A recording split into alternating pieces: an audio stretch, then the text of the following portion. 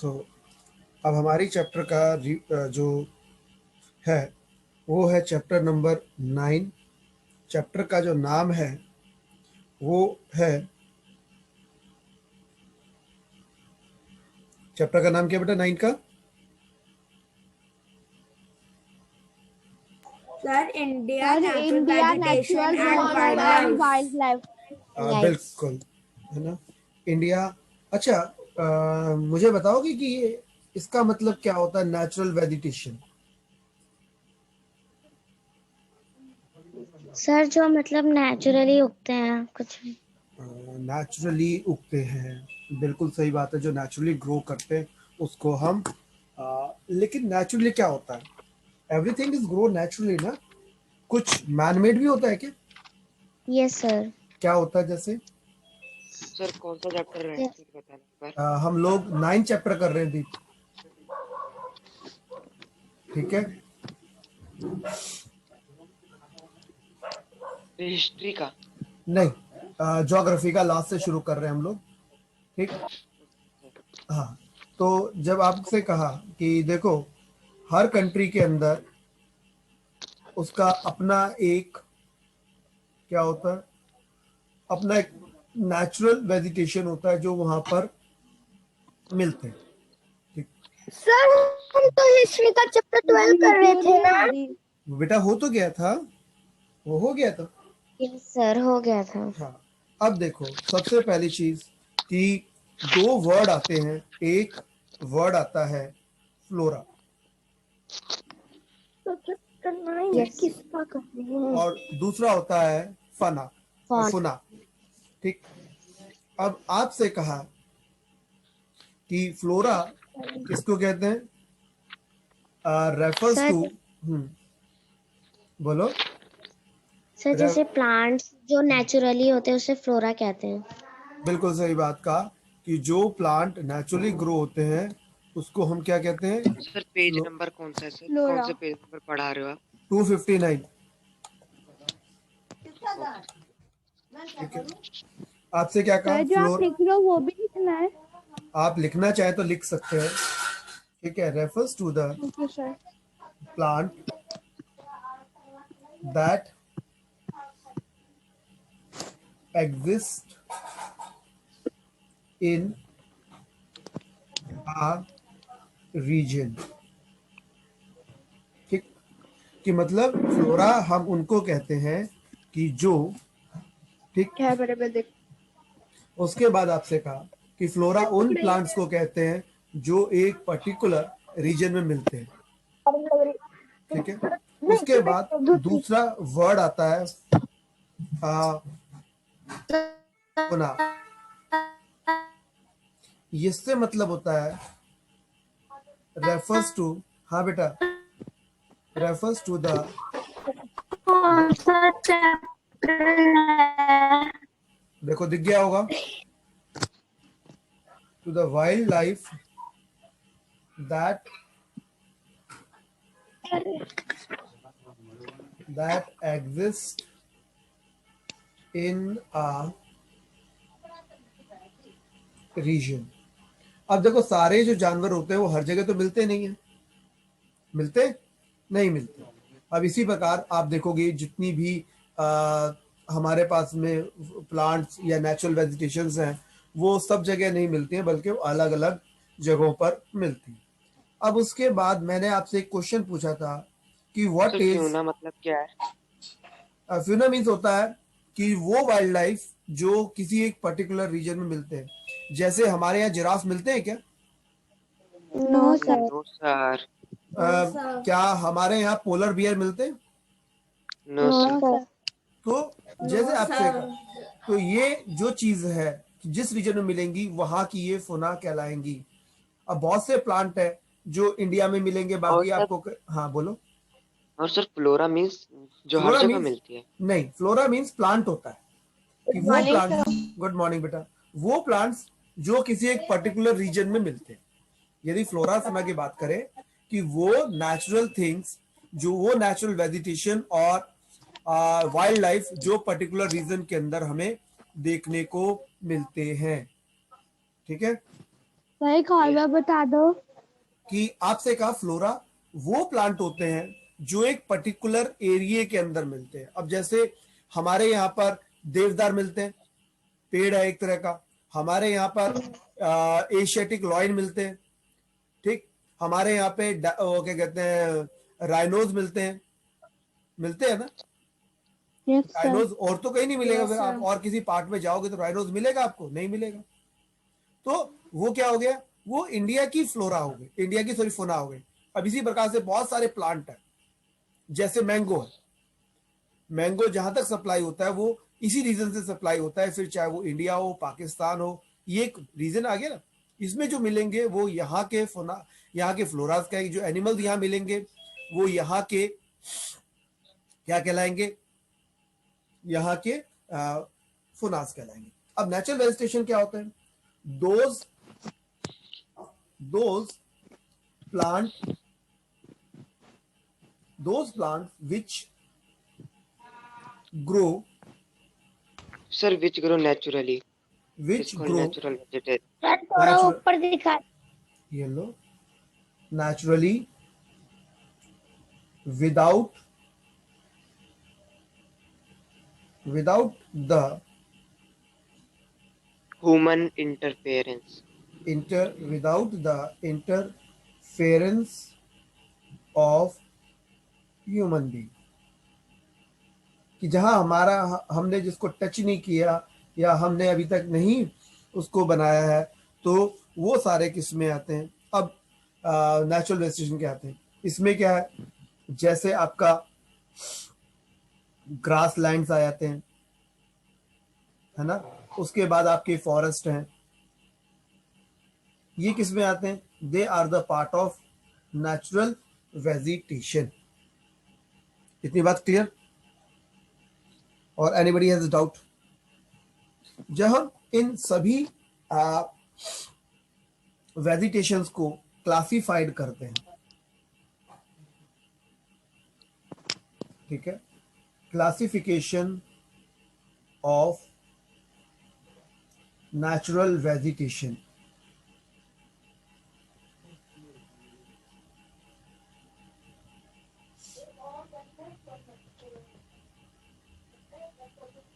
अब इसको हम जो इसका क्लासिफिकेशन सबसे पहले हम करते हैं tropical rain forest. Tropical rain forest में हम इसको सबसे पहले क्लासिफाइड करते हैं। इनका दूसरा नाम होता है एवरग्रीन फॉरेस्ट। ठीक है, क्या होता है? एवरग्रीन फॉरेस्ट भी इनको कहते हैं। क्यों कहते हैं? बिकॉज क्योंकि सर ये हमेशा ग्रीन रहते हैं। बिकॉज दे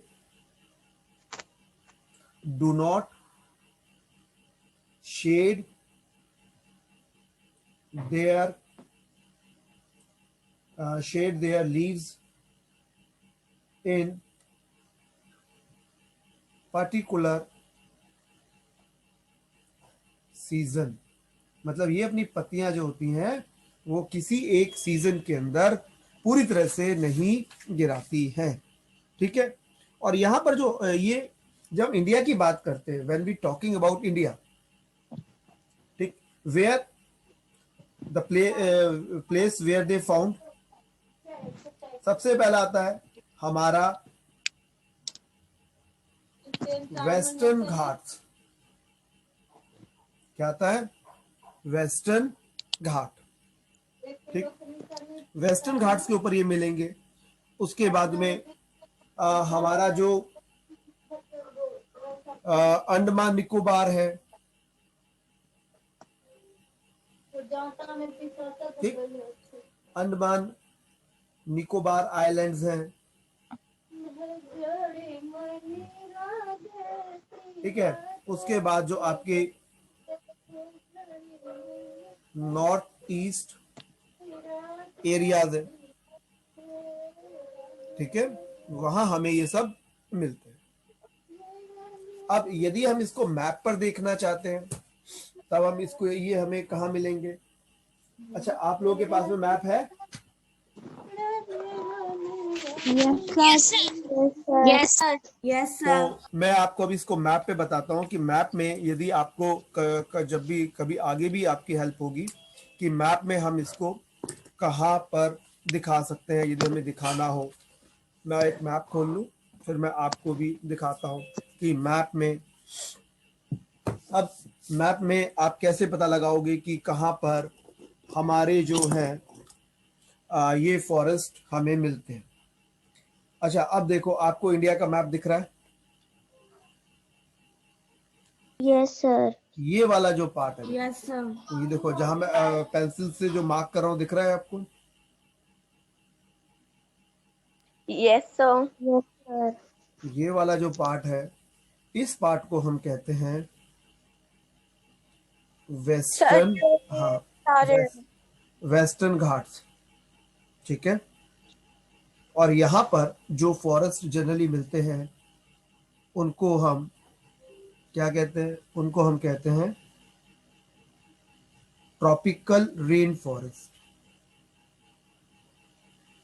ठीक है, ट्रॉपिकल रेन फॉरेस्ट। इसके बाद में ये हिस्सा दिख रहा है सर आप इस मैप की फोटो भेज दोगे? आपको? मैं भेज दूंगा। पर अब देखो उसके बाद यहाँ पर हमारे अंडमान निकोबार आइलैंड्स हैं इस रीजन के अंदर। यहाँ पर भी हमें क्या मिलता है? यही ट्रॉपिकल रेन फॉरेस्ट। उसके बाद में जो ये रीजन है, ये वाला, ये, ठीक है। उसके बाद जो ये आसाम, ये यहाँ पर जब आप जाएंगे इस रीजन के अंदर, यहाँ पर भी आपको क्या मिलेंगे? ट्रॉपिकल रेन फॉरेस्ट मिलेगा, जिसको मैंने शेड किया हुआ, ठीक है बेटा। तो ये, और यहाँ पर जो सबसे बड़ी चीज होती है कि जब हम फीचर्स की बात करें, तो सबसे ज्यादा जो फीचर्स की हम बात कर रहे हैं, आपसे कहा कि यहाँ मेन है रेन, और रेनफॉल कितनी होनी चाहिए एनुअली जब आपके पास एवरग्रीन फॉरेस्ट होंगे? मोर देन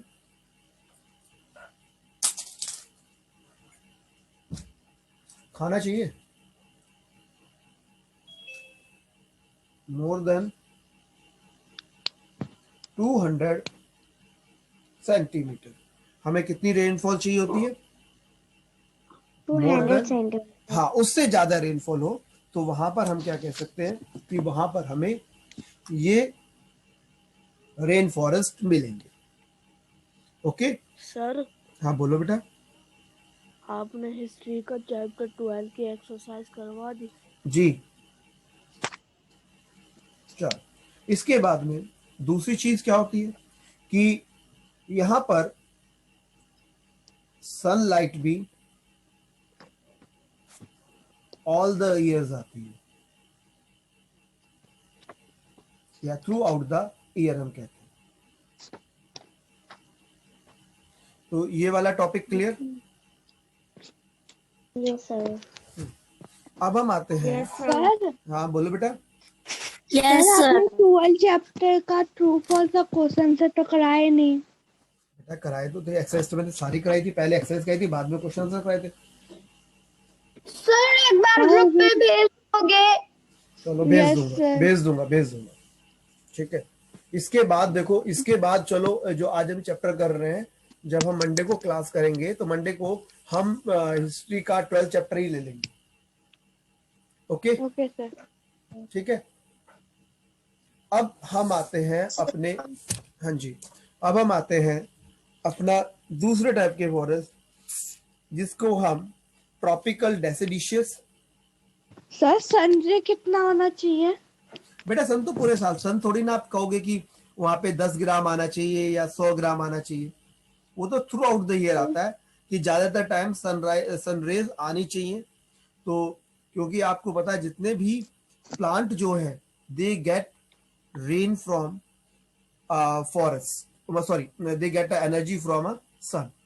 ओके, और इनका इनको दूसरा हम कहते हैं, इनका दूसरा नाम होता है मॉनसून मॉनसून फॉरेस्ट। फॉरेस्ट। ठीक है बेटा। अच्छा, एक बार सब अपनी वीडियोस ऑन कर लो जिससे कि एक बार अटेंडेंस ली जा सके। सबके अपनी वीडियोस ऑन कर लो।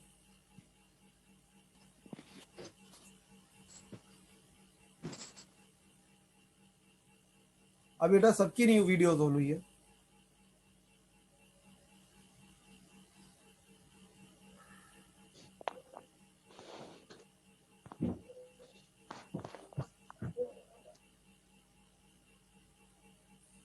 क्योंकि फिर आपकी जब अटेंडेंस जाए तो फिर किसी को भी ना रौनक, आपका चेहरा नहीं आ रहा बेटा।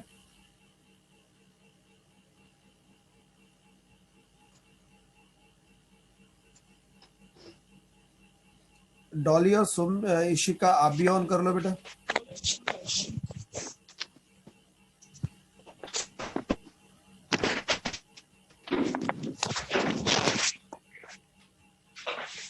बस 1 मिनट लगेगा, सबकी आ जाएगी फिर।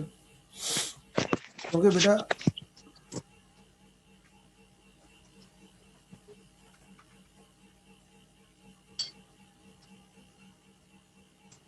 नियति दीप आपकी ऑन क्यों नहीं है बेटा वीडियो?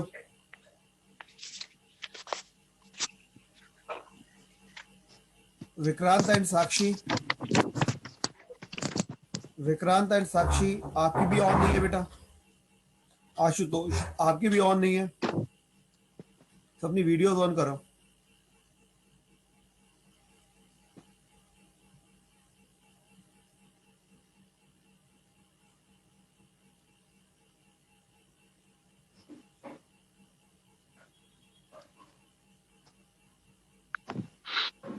ठीक है बेटा। चलो, तो आपसे कहा कि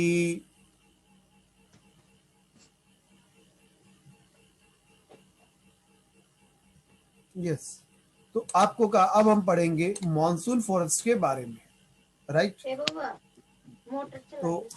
तो मॉनसून फॉरेस्ट जो है ये जो हम बात करते हैं, इंडिया का जो लार्जेस्ट पार्ट है, इंडिया लार्जेस्ट पार्ट, बोलती रहती हूँ आप सुनते नहीं रहते हैं कोई चीज को। Largest- इतने देर में तो सब्जी भी बनी गई रही थी। ठीक है, इंडिया लार्जेस्ट पार्ट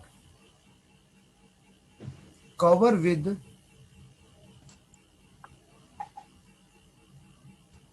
फॉरेस्ट। और जो भी है, चाहे फिर वो हमारा एरियाज हो, कौन कौन से हैं, फिर चाहे हमारा मध्य प्रदेश हो, फिर चाहे हमारा उत्तर प्रदेश हो, फिर हमारा चाहे बिहार हो, फिर चाहे हमारा दक्कन प्लेटू हो, ठीक है, दक्कन प्लेटू का कोई रीजन हो, तो वहां पर भी हमें क्या मिलते हैं, यही फॉरेस्ट मिलते हैं। उसके बाद में सर हाँ, सर ये डेसिडियस फॉरेस्ट की पहचान क्या होती है सर?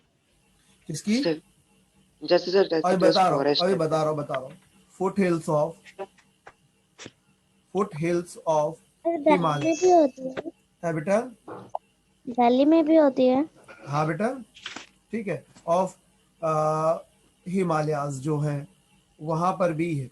अब मुझसे पूछा अभी क्या अभी पूछा गया कि सर इसमें कितने मतलब इनकी पहचान क्या होती है ना? उसके बाद में जब मैं आपसे कह रहा हूं इसकी पहचान, एक मेन चीज क्या है कि सबसे यदि छोटी बात करें हम, तो ये पत्ते जो होते हैं अपने गिरा देते हैं। क्लास हो गई। ठीक है, तो ये लोग अपने पत्ते जो होते हैं, ये प्लांट जो हैं वो अपने पत्ते रुमाल रख देना, ठीक है, गंजी अपने पत्ते गिरा देते हैं एक पर्टिकुलर सीजन में आके। और मास्क रख देना।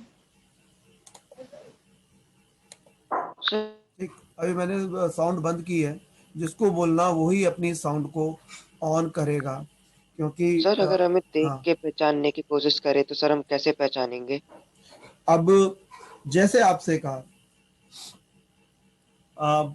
ट्रीज के नाम होते हैं। अब जो इस रीजन मिलेगा, ध्यान रखना पहली चीज तो कि जो भी फॉरेस्ट है ये चेक कर लो, दे फॉल और shed